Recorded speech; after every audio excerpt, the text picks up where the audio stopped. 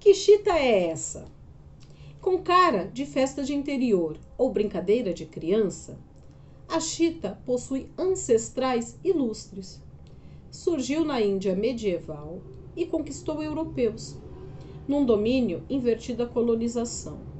Seu nome vem do sânscrito e atravessa idiomas, assim como o tecido transpôs mares, povos e culturas, para virar vestidinho de menina nas quadrilhas juninas, cortina e toalha de mesa nas casas de pau a pique, pelos cantos do Brasil. De tempos em tempos, ganha espaço em passarelas, galerias de arte, vitrines e palcos, quando estilistas, artistas plásticos, designers e outros criadores redescobrem as suas estampas e as incorporam em suas produções. A história deste tecido traz um pouco da trajetória da alma brasileira. Passado, presente, trabalho, castigo, festa, criação, arte, infância, malícia e uma alegria descarada se combinam nas cores e misturas descontroladas das estampas, que vestiram escravos, camponeses, tropicalistas, personagens de literatura, teatro, novela e cinema, sem perder a inocência. Esse é um trecho de um texto na abertura, no início de um livro chamado Que Chita Bacana.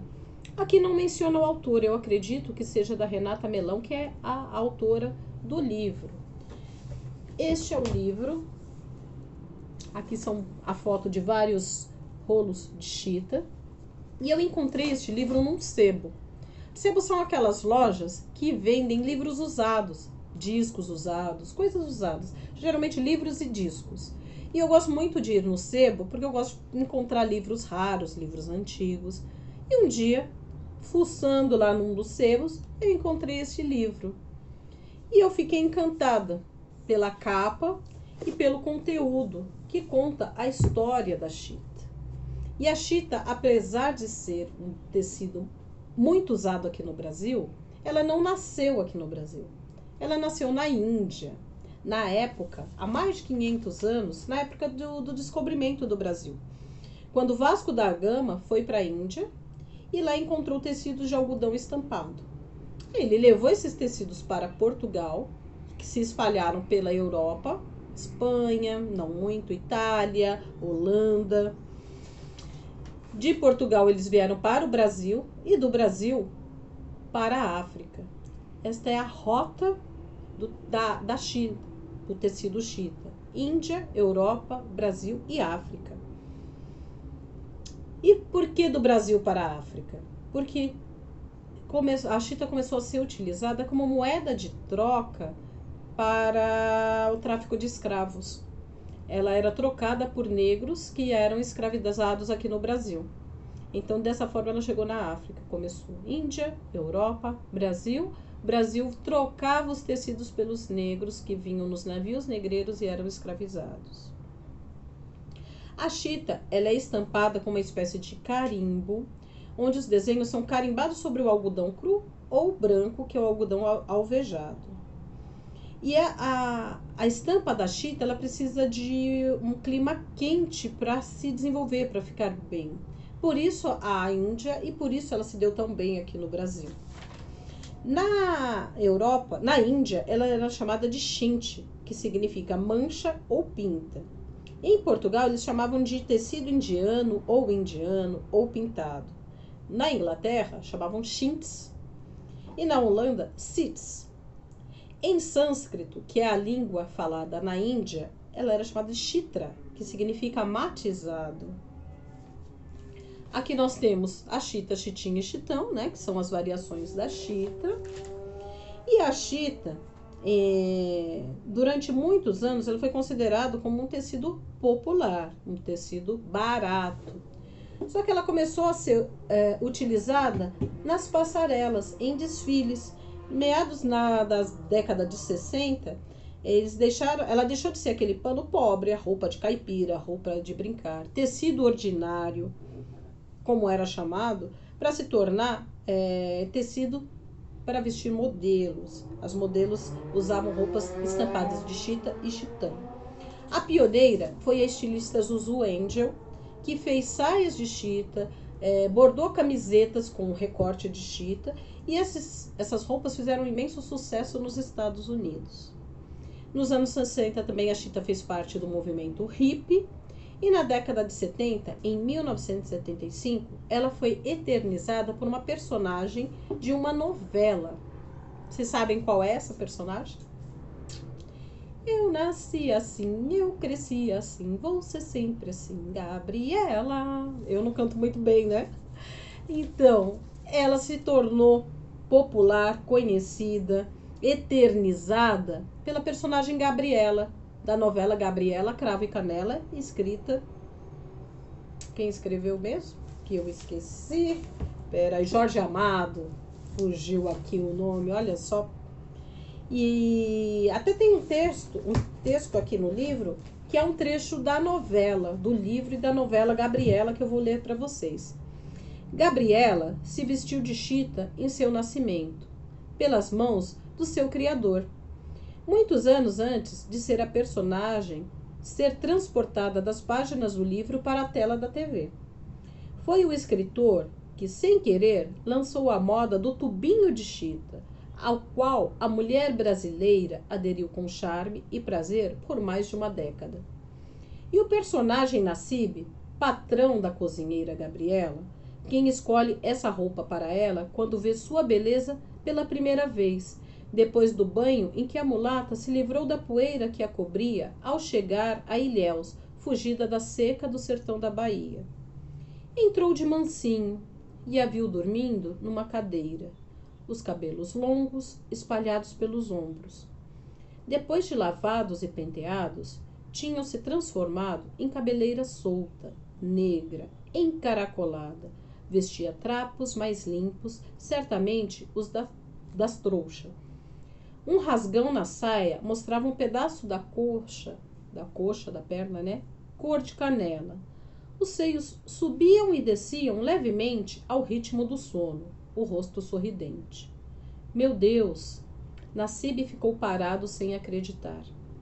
A espiá-la, num espanto sem limites, como tanta boniteza se esconderam sob a poeira dos caminhos. Caído o braço roliço, o rosto moreno sorrindo no sono, ali adormecida na cadeira, parecia um quadro. Meu Deus, que coisa! Murmurou o árabe quase devotamente. Ao som de sua voz, ela despertou amedrontada, mas logo sorriu e toda a sala pareceu sorrir com ela. Pôs-se de pé, as mãos ajeitando os trapos que vestia, humilde e clara, como um pouco de luar. Pois boa noite, seu moço. Desaparecia no escuro do corredor. Nassib pareceu ouvi-la acrescentar, mastigando as palavras. Moço bonito. Levantou-se quase a chamá-la. Havia tempo para tudo.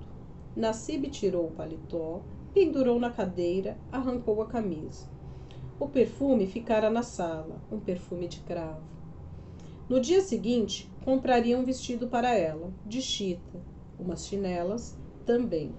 Daria de presente sem descontar do ordenado. Depois de casada com seu patrão, Gabriela se vê obrigada por ele a calçar sapatos, vestir roupas de seda e se portar como senhora distinta da época, trocando a dança de rua e o circo pelos salões e conferências da sociedade. Sim, porque ele comprava e continuava a comprar vestidos de seda, chapéus e até luvas. Dara-lhes anéis, colares verdadeiros, pulseiras, não medira dinheiro. Queria tão bem vestida como a senhora mais rica. Como se isso apagasse seu passado, as queimaduras do fogão, o sem jeito da Gabriela. Vestidos pendurados no armário, em casa ela andava de chita, em chinelas ou descalças, às voltas com o gato e com a cozinha. Então, a chita se eternizou nesse personagem. Que bacana, né? Depois disso, a chita, ainda no final da década de 70, marcou presença também nas passarelas, década de 80 também, e ela ainda é produzida, boa parte do tecido de chita é produzida em Minas Gerais, que é um estado de tradição pioneira na produção da chita. E a chita hoje ainda marca presença em muitos lugares. E aí, falando um pouco da chita, e também trazendo para aquilo que a gente conversou na semana passada, que foi sobre as festas. Nós falamos da festa junina, folia de reis, ciranda, bumba meu boi. Nós temos... Eu vou pôr uma música aqui para vocês.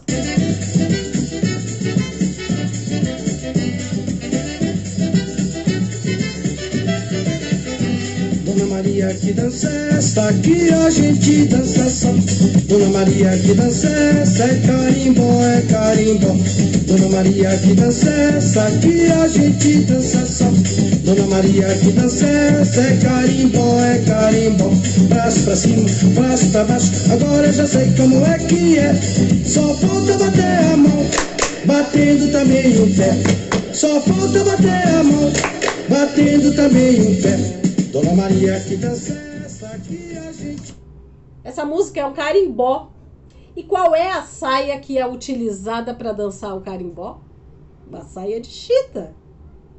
Rodada, linda, imensa. Que mais? Nós temos também... Peraí que eu vou pôr... Essa música nós ouvimos semana passada.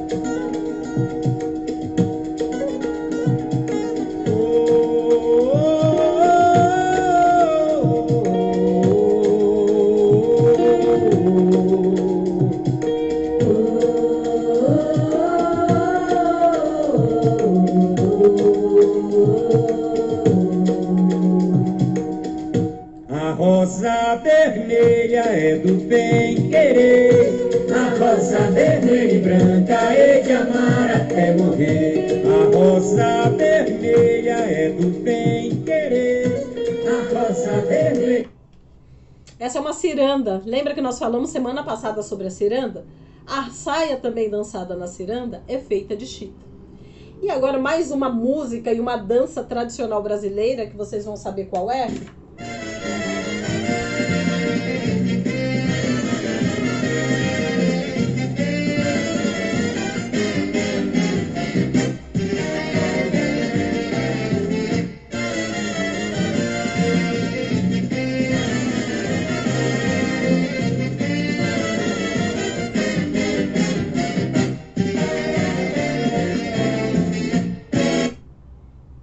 Frevo.